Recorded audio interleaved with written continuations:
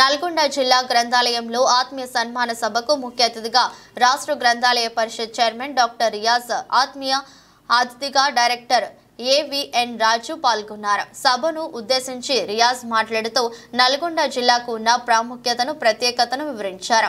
జిల్లాలో చాలా సంస్థలు స్వచ్ఛందంగా లైబ్రరీని నడిపిస్తున్నాయని, మొదటి స్థానంలో జిల్లా ఉందని కొనియాడారు. అన్ని జిల్లా గ్రంథాలయాల్లో సిబ్బంది కొరత ఉన్నదని, ఇప్పటికే ముఖ్యమంత్రి గారికి లెటర్ రాశానని తెలిపారు. గత ప్రభుత్వాల్లో గ్రంథాలయాలు నిర్వీర్యానికి గురయ్యాయని, 80,000 పుస్తకాలు చదివానన్న పెద్ద మనిషి గ్రంథాలయాలకు ఏమీ చేయలేదని ఎద్దేవా చేశారు. గ్రంథాలయాల అభివృద్ధికి తన కృషి చేస్తానని తెలిపారు. అనంతరం ఈ లైబ్రరీలో చదువుకుని ఏఈ ఉద్యోగాలకు ఎంపికైన అభ్యర్థులను అభినందించి వారిని సన్మానించారు. అనంతరం చైర్మన్ డాక్టర్ రియాజ్ గారిని మరియు డైరెక్టర్ ఏవిఎన్ రాజు గారిని జిల్లా గ్రంథాలయాల ఉద్యోగులు ఘనంగా సన్మానించారు. ఈ కార్యక్రమంలో జిల్లా గ్రంథాలయ secretary Balamma, additional collector person in-charge Purnachandra మరియు ఉద్యోగులు, విద్యార్థులు పాల్గొన్నారు.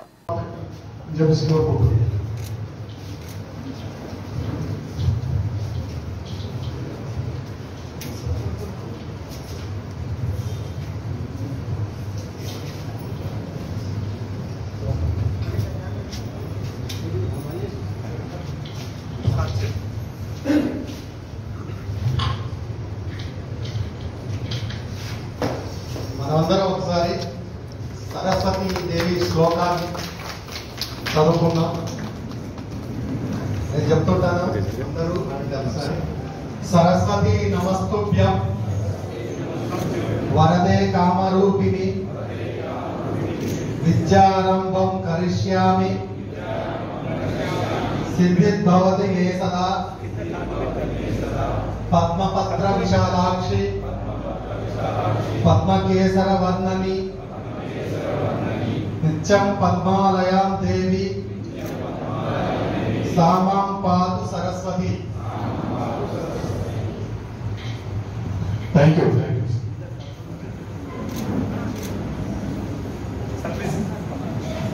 Please come to dais. రాష్ట్ర గ్రంథాలయ పరిషత్ చైర్మన్ డాక్టర్ రియాజ్ గారు, అదేవిధంగా జిల్లా గ్రంథాలయ సంస్థ నల్గొండ పర్సనల్ ఇన్ఛార్జ్ గారు, అదనపు కలెక్టర్ గారు శ్రీ పూర్ణచంద్ర సార్ గారు, అదేవిధంగా కార్యదర్శి బాలమ్మ గారు, అదేవిధంగా యూనియన్ కార్యదర్శులు శ్రవణ్ కుమార్, అదేవిధంగా వేణుగోపాల్ గారు, అదేవిధంగా రెడ్డి గారు, వీరందరూ కూడా ఇక్కడ చదువుకున్న విద్యార్థులందరూ కూడా శుభాభివందనలు తెలియజేసుకుంటున్నాను. మీకు వ్యవస్థలో ఎంత కష్టాలున్నా కానీ మీరంతా కృషి చేసి ఉద్యోగాలు సాధిస్తున్నందుకు మేము ముందుగా మీ అందరికీ కృతజ్ఞత తెలియజేస్తున్నాము.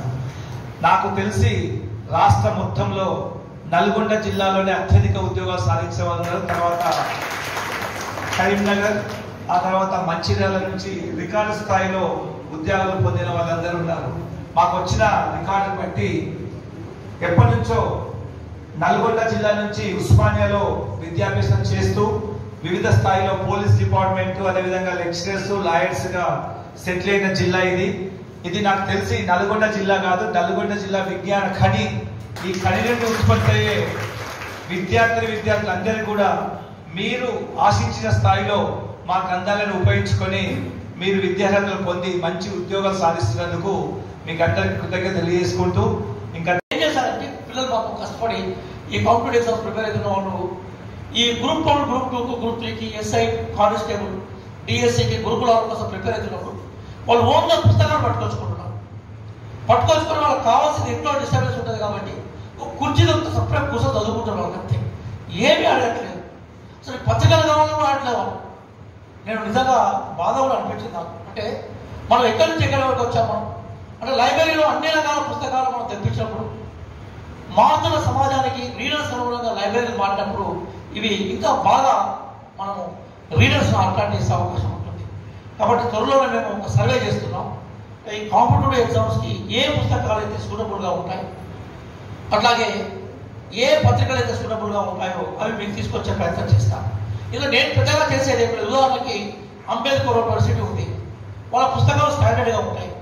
వాళ్ళు ఏమన్నారంటే మా దగ్గర చాలా పుస్తకాలు ఈ పట్టట్లేదు, మీరు తీసుకురమ్మన్నారు. మా వాళ్ళు ఏమన్నారంటే మరి పుస్తకాలన్నింటినీ పట్టుకొస్తే మేము ఎక్కడ పెట్టుకోవాలన్నాం. మీకు హైదరాబాద్లో ప్లేస్ లేకపోవచ్చు, నల్గొండ లైబ్రరీ రెడీగా ఉంది, వరంగల్ లైబ్రరీ రెడీగా ఉంది, మహబూబ్ నగర్ లైబ్రరీ రెడీగా ఉంది. జిల్లాలో డిస్ట్రిబ్యూట్ చేయొచ్చు పుస్తకాలను. ఒక 6 రోజులు కష్టపడితే ఆ లైబ్రరీలో పుస్తకాలు వస్తుంటాయి. అలాగే చాలామంది దాతలు ఉన్నారు. ఇప్పుడు మన ప్రతీక్ ఫౌండేషన్ కోమటిరెడ్డి వెంకరెడ్డి గారి ఆధ్వర్యంలో ఇక్కడ భోజనాలకు ఏర్పాటు చేస్తున్నారని గౌరవ సెక్రటరీ గారు చెప్పారు. అట్లా చాలామంది దాతలు మనం అలాగే డబ్బులు అడగట్లేదు, కుర్చీలు అడుగుతున్నాం, బెంచీలు అడుగుతున్నాం, పుస్తకాలకు ఫండ్స్ కట్టుకోవడం, పుస్తకాలకు చందా కట్టుకోవడం అడుగుతున్నాం. లైబ్రరీలకి మనం ఇది అడిగితే ఇచ్చడానికి కూడా చాలా సిద్ధంగా ఉన్నాం. కానీ ఇప్పుడు అడిగింది లేదు, వాళ్ళు ఇస్తే తీసుకోవడానికి యంత్రాంగం లేదు. అట్లా గ్యాప్ ఉంటుంది, దాన్ని మనం ఫిల్అప్ చేయాలి. కాబట్టి ఇక్కడ ఉన్న వాళ్ళందరికీ నేను ప్రత్యేకంగా ఎల్డర్స్కి నా విజ్ఞప్తి ఏంటంటే, గ్రంథాలయాల కోసం చందాలు అడగండి, తప్పేం లేదు. డబ్బులు అడగండి, పుస్తకాలు అడగండి, పుస్తకాలు కొనివ్వాలండి, బెంచీలు అడగండి, కుర్చీలు అడగండి, ఫ్యాన్లు అడగండి, ఏసీలు అడగండి.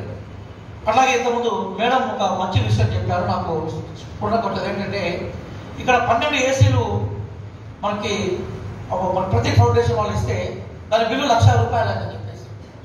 అయితే నేను ఈ సీఎం గారితో ఈ మధ్య కాలంలో కలిసి, అలాగే ఎలక్ట్రిసిటీ మినిస్టర్గా ఉన్న మా డిప్యూటీ సీఎం బట్టి గారితో కలిసి ఈ లైబ్రరీస్కి కరెంటు ఛార్జీల నుంచి మినహాయింపు అని అడుగుదాం అనుకుంటున్నాను. స్కూళ్ళకు మినహాయింపు ఇస్తున్నారు కదా, స్కూళ్ళకి ఇప్పుడు లేదు, గవర్నమెంట్ స్కూళ్ళకి ఎలక్ట్రిసిటీ నుంచి మినహాయింపు ఉంది. లైబ్రరీస్ కూడా మినహాయింపు ఇవ్వడం పెద్ద గవర్నమెంట్ పెద్ద అదేం కాదు. కాబట్టి ఆ కోరిక మనం ముందర పెడితే మాత్రం డెఫినెట్గా సక్సెస్ అవుతుంది. అదైతే ఇంకొక 20 ఏసీలో మనం మెయింటైన్ చేసుకున్నాం, దాన్ని ఉండే అవకాశం ఉండదు. అప్పుడు మనం ఏసీలు ఇచ్చామని ఎదుర్కొన్నాం కరెంట్ బిల్లు గురించి కాకుండా. ఇక్కడ ఒక చిన్న లైబ్రరీలో ₹1,00,000 కరెంట్ బిల్లు కట్టడం ఎంత భారంగా ఉంటుందో మీరు దయచేసి గమనించాలి. ఇట్లాంటి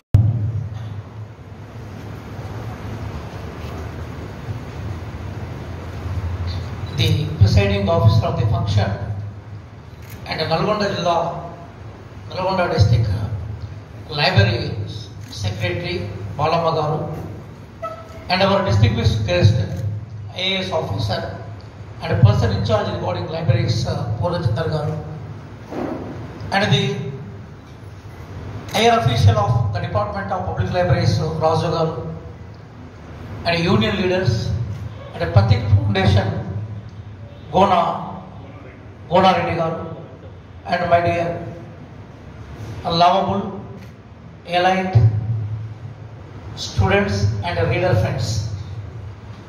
Myself, I am Dr. Riaz. Previously, I worked as a university faculty in the Department of Political Science as well as in education from Kakatiya University. Our beloved CM Revanth Reddy Garu recently appointed me as the chairman of the State Libraries Department. సరే, నేను రాష్ట్ర గ్రంథాలయ సంస్థ చైర్మన్గా వివిధ జిల్లాలను పర్యటిస్తూ ఉన్నప్పుడు నల్గొండ రావడాన్ని ఇష్టపడ్డాను, కొంచెం భయపడ్డాను కూడా. దానికి కారణం ఏంటంటే, నల్గొండ జిల్లా చుట్టుముట్టు నల్లగొండ, నడుమ సూర్యాపేట, నువ్వు ఉండేది గోల్కొండ అని చెప్పేసి ఒక అద్భుతమైన గీతం రాసిన బండి యాదగిరి నిలయమైన జిల్లా ఇది. ఒక శుద్ధాల హనుమంతు తేజవంతమైన పల్లెటూరి పిల్లగాడ, పాలబుగ్గల జీతగాడ, ఇక్కడ ఉన్న వెట్టి చాకిరి మీద రాసిన ఒక అద్భుతమైన గీతానికి నిలయమైన నేల ఇది. పొట్టికోట అల్వార స్వామి లాంటి వాళ్ళు హోటల్లో పనిచేస్తూ తెలంగాణ చైతన్యానికి ప్రతీకగా ఉన్న జిల్లా ఇది. అట్లాగే ఇంకా అన్నిటికన్నా గొప్పదనం ఏంటంటే, వేరే జిల్లాల్లో మీకు 50 మార్కులు వస్తే జాబ్ వస్తుంది, నల్గొండలో మాత్రం 90 మార్కులు వస్తే మీకు జాబ్ వస్తుంది. మీ అందరికీ నేను బాగా కాంపిటేటివ్ ఎగ్జామ్ టీచర్గా మీకు బాగా తెలుసు, చాలామంది నా వీడియోలు చూస్తుంటారు. ఎగ్జామ్ రిజల్ట్ రాగానే నా దగ్గరికి 50 మార్కులు 60 మార్కులు వచ్చేవాళ్ళు చాలా సంతోషంగా వచ్చేవాళ్ళు.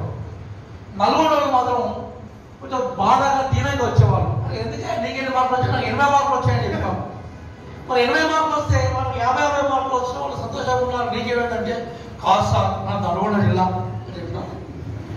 That is the indication of your talent